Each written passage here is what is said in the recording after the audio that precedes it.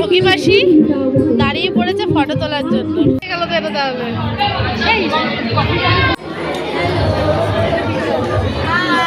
Good morning বন্ধুরা, কেমন আছো সবাই? সবাইকে ওয়েলকাম জানিয়ে আজকের ব্লগটা শুরু করছি।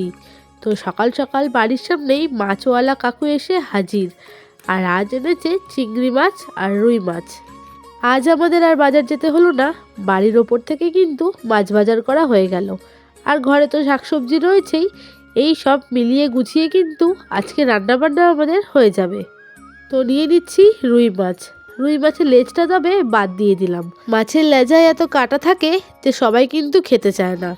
আর নিয়ে নেব অল্প করে চিংড়ি মাছ। চিংড়ি মাছ খেতে তবে আমাদের বাড়ির সবাই ভীষণ ভালোবাসে। কাকু তাহলে মাছটা কাটুক, আমি ঘর থেকে গামলা নিয়ে আসি। তো মাছ কাটা কমপ্লিট, আর আজকের বাজার হলো রুই মাছ আর চিংড়ি মাছ। এরপর সোজা চলে যাব কিন্তু রান্নাঘরে। আজকে সকালে ব্রেকফাস্টে বানিয়েছিলাম পাস্তা, বাচ্চাদের স্কুলেও টিফিনে কিন্তু দিয়েছিলাম পাস্তা। আমার তবে বেশি ভালো লাগে না পাস্তা খেতে, কিন্তু যেহেতু করা হয়ে গেছিলো আর রয়েছিল সেই জন্য খেতে হলো। আর আরও একটা জিনিস বানিয়েছিলাম, সেটা হলো আলু কাবলি।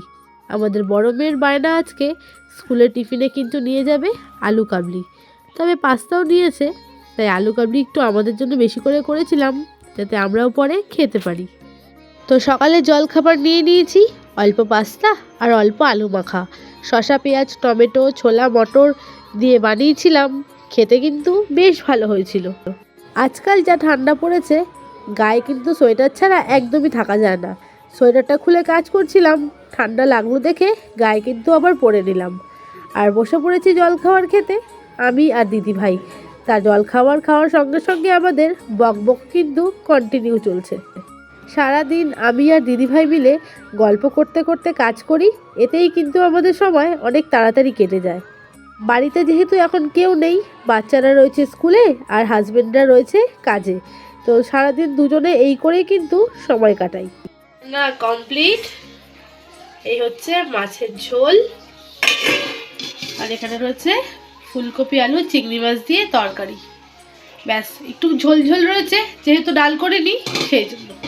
রান্না বান্না হয়ে গেছে, কিন্তু এখনও রান্নাঘর পরিষ্কার হয়নি, আর ঘর মোছা তো সকালেই হয়ে গেছে, আর বাকি সব কাজকর্ম এখনও পড়ে আছে। এখন মেয়েকে আগে স্কুল থেকে নিয়ে আসবো, তারপর।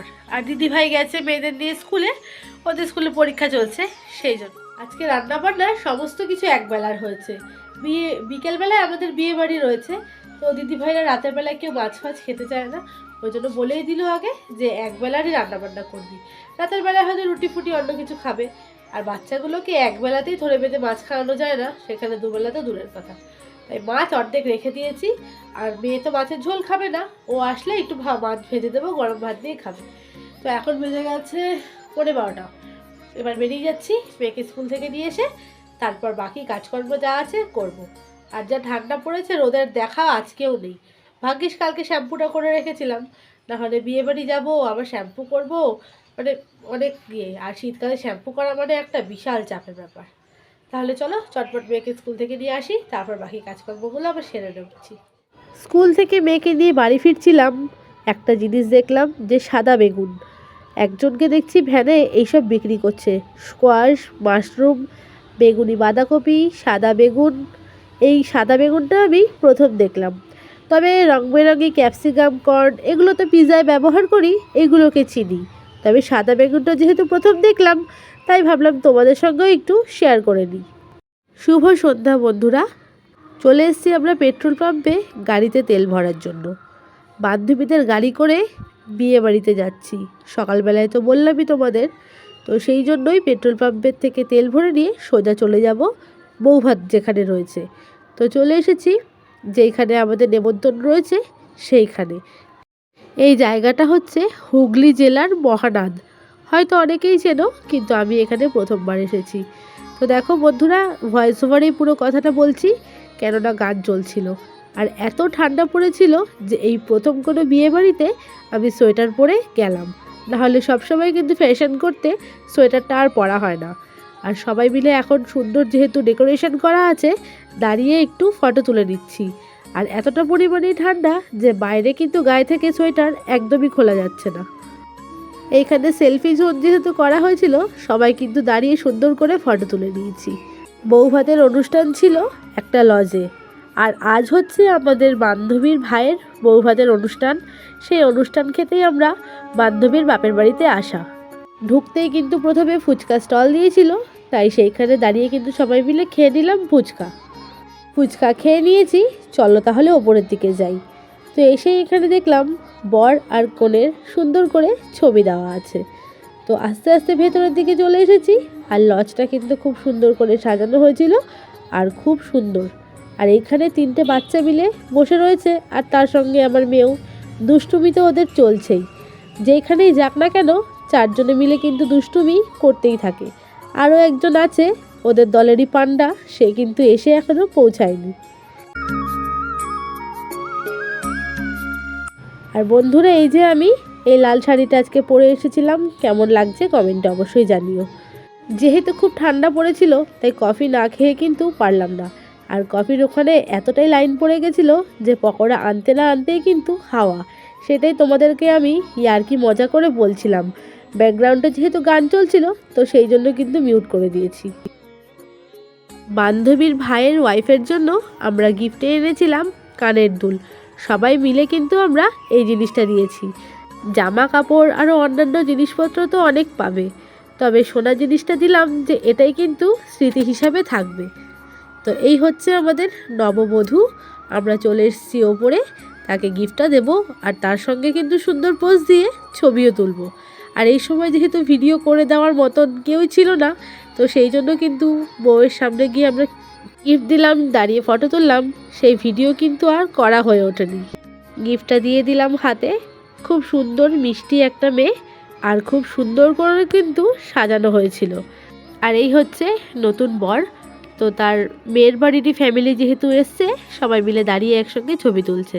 আর আমাদের ছবিটাও নিচে দিয়ে দিলাম, যেহেতু তখন ভিডিও করার মতো কেউ ছিল না, তো সেই জন্য ছবিটা দিয়ে কাজ চালিয়ে দিলাম। আর এই হচ্ছে আমরা সামনে একটা পুচকে বাচ্চাকে পেয়ে তাকে দিয়ে একটু ভিডিও করিয়ে দিলাম। আর দেখো বন্ধুরা, আমাদের বিয়ে বাড়িতে কে এসেছে, ছোট্ট একটা পুচকু বেবি এসেছে। এটা হচ্ছে বান্ধবীর শাশুড়ি মা আর জায়ের মেয়ে। ও যেহেতু ঘুমোচ্ছে, তাই ঠাম্মি নিয়ে কোলে বসে আছে। চলে এসেছি ওপরে খাওয়া দাওয়া করতে, আর মেয়েকে বসিয়ে দিয়েছি ওর বাবার কাছে। আমার কাছে বসলে তো ঠিক করে খাওয়া দাওয়া করবে না, সেই জন্য। আজকের বৌভাতের মেনুটা কি আছে তোমরা একটু দেখে নাও। আর সুন্দর দেখো, বিয়ের একটা ছবি দিয়ে কিন্তু ওয়ালপেপার করেছে, বেশ ভালো লাগছে। খাওয়া দাওয়া শুরু, দিয়ে দিচ্ছে প্রথমে লেবু। তো বন্ধুরা, খাওয়া দাওয়াটা করে নিই, তারপর না তোমাদের সঙ্গে আবার কথা বলছি। আর হ্যাঁ বন্ধুরা, 3টে বাচ্চাকে নিয়ে আমার হাজব্যান্ড বসেছে খাওয়াতে। তো দেখা যাক কি খাওয়া দাওয়া করায়।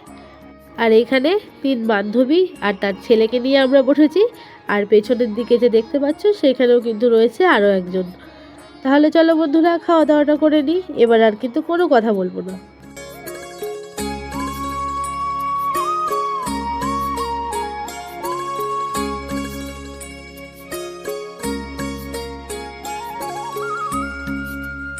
খাওয়া দাওয়া কমপ্লিট করে সবাই উঠে পড়েছি গাড়িতে।